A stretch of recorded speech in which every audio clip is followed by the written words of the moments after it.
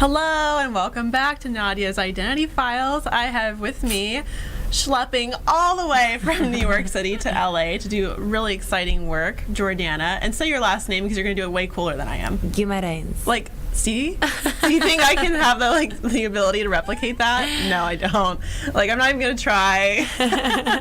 So awesome. Thank you so much for being here. Like, this is the first time we're meeting, and we met on Instagram, you guys. Like, I feel like I've known you forever. I know. Like, I feel like there's like a soul sister connection or something. I love that. We even have the bangs. Like, you're reminding me I need to dye my hair because I usually have like your color, like a darker brown going on. So I'm super psyched. I'm glad that you made it through the wild LA traffic, which is quite often a disaster, a recipe for disaster.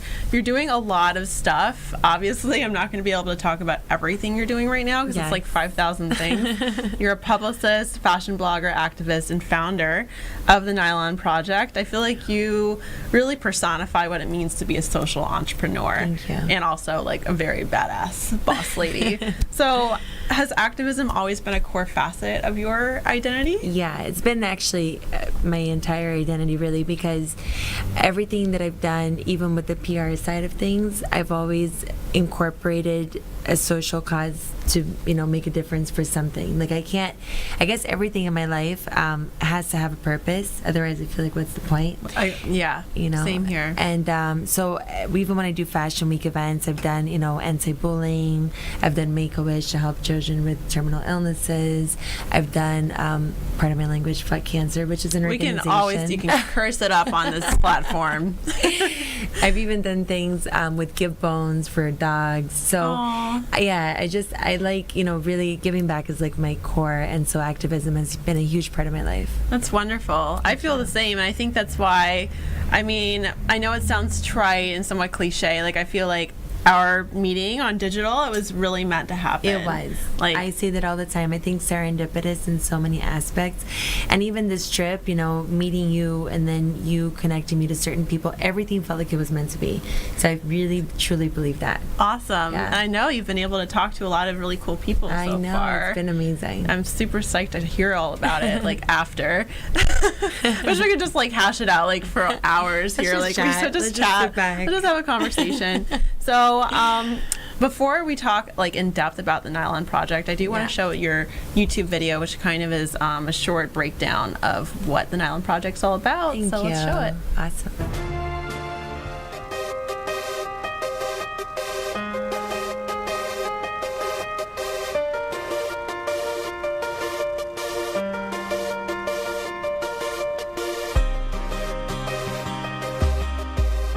The Nylon Project is an initiative to aid the homeless in New York City via entertainment and fashion. A lot of people would never put those two things together, but the cool thing about it is that we've created a huge community of celebrities, influencers, fashion designers, beauty brands that have all come together to help aid the homeless. Why this is important? Because we need to put a face to homelessness to eventually come up with a solution to end the problem that's just getting bigger and bigger every day. The way that we're doing this is we're feeding 1,500 homeless people, and we're getting the story of each of these homeless individuals of how they wound up on the streets. With those stories, we're creating a viral social media network where we're using the hashtag #ItCanBeYou, so that people can start relating to the homeless and understanding that it's not a choice, and a lot of them just had a bad life decision or a bad time in life where they maybe didn't have support from family, from friends, mental illnesses. There's a lot of different problems. We are actually working with phenomenal sponsors that have come on board to do a launch event on February 7th coming up, and some of the supporters include... Yay! Super cool. I wish I could show the whole video. Gosh damn it, time. The construct of time is not working in my favor today.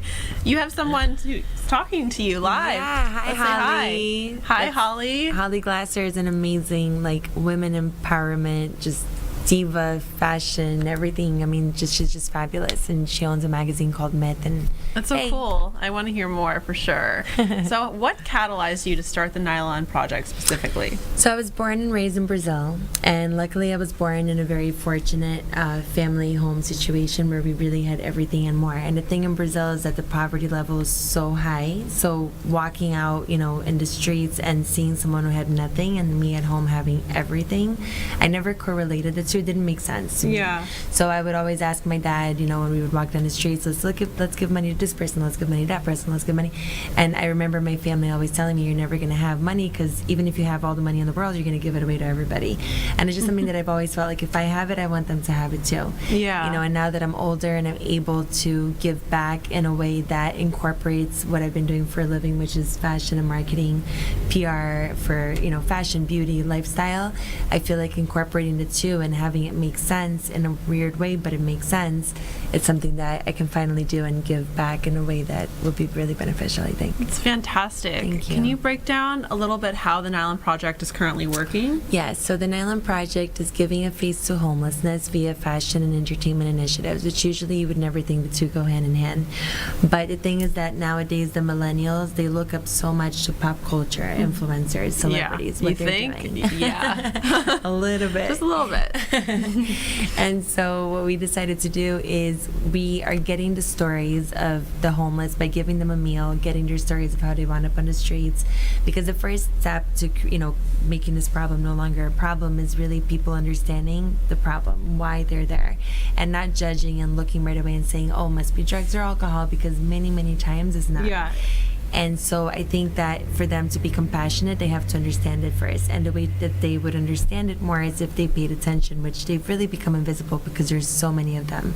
So I had no idea that New York is still the #1 city for homelessness. I thought it was here. I thought it was Los Angeles. And then when I was there, and you met Sona, and I was talking to Sona about this, and I was like, there's no way that New York is #1, because it seems like here it's much more visible. Yes. And I think that what you're saying about giving a face to homelessness, especially in New York, is particularly profound, because everyone's so busy and constantly go, go, go. It's like a lot of people are not there, visible like it is here. Yeah, and what I found is that when I go out on the streets, because I've done it a lot myself, and give a meal and talk to the homeless, the first thing I do is I shake their hand, and then I sit next to them on the floor and I talk to them as if I'm talking to a best friend.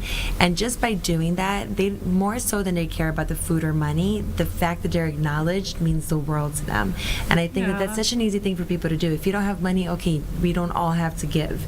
Right. But acknowledge them. Say hello, say good morning, because that will uplift them to maybe have the courage to try to go off and do something. Right. You know, or try to have the power to do that.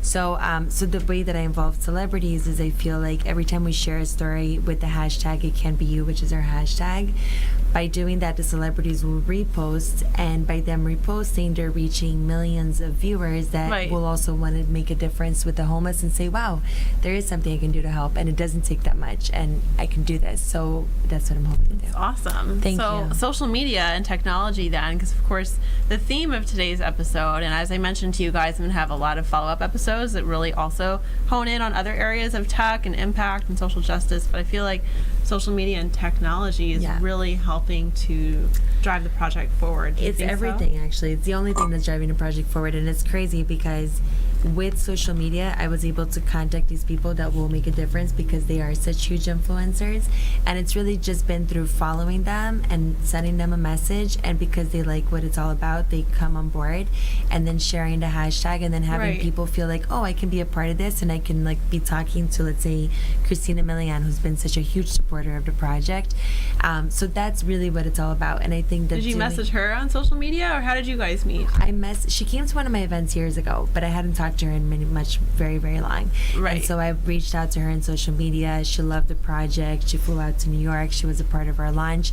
And since the launch, she's posted 7 posts about homelessness, where before the Nylon Project existed, she never talked about homelessness in her social media. You're helping opening up people's eyes in a lot of really profound ways. I feel like your project is I mean, intersectionality is a really important conversation that people is really, I think, becoming more pronounced in mainstream media today, but people also have a very specific idea of what intersectionality means. Yeah.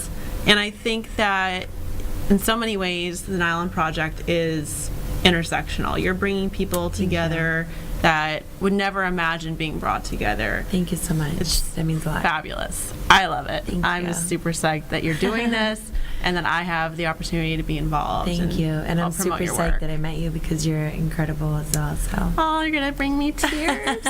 I love it.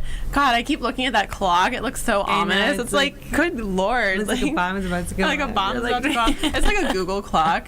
You guys, I have a countdown on me, so That's why I'm talking we're really gonna fast. have. I know. I'm sorry, guys. Like we have a new system now, and it's really awesome. Like speaking of technology, but we're all getting used to it. How like everything is working and moving. Yeah. So when we come back, I'm going to bring back Rachel so we can chit chat as a group about identity and social media and tech and difference making and all of that good stuff. Stay tuned.